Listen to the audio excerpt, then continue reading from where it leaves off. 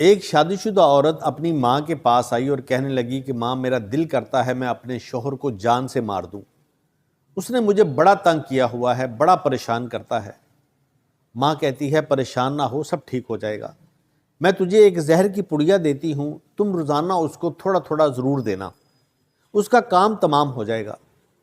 لیکن ایک بات کا ڈر ہے کہ لوگوں کا شک تجھ پہ جائے گا کیونکہ تمہارا اور اس کا روزانہ جھگڑا ہوتا ہے۔ میری ایک بات مانو، اس کے ساتھ لڑائی جھگڑا کرنا بند کر دو، وہ جیسا کہتا ہے ویسے کرو، اس کے لیے اچھے اچھے کھانے بناؤ، اس کے کپڑے پریس کر کے رکھو، اس کے کپڑے دھو کے رکھا کرو، وہ جو کہتا ہے وہ کرو، تم نے کسی بات کا آگے سے جواب نہیں دینا۔ ایک مہینے کے بعد وہ لڑکی دوبارہ اپنی ماں کے پاس آئی اور کہنے لگی کہ ماں اس زہر کا کوئی حل ہے، کوئی توڑ ہے؟ میرا شوہر تو بہت اچھا ہے، میری ہر بات مانتا ہے، مجھے شاپنگ کرواتا ہے، کھانے کھلاتا ہے، میں کیا کروں اب اس کا؟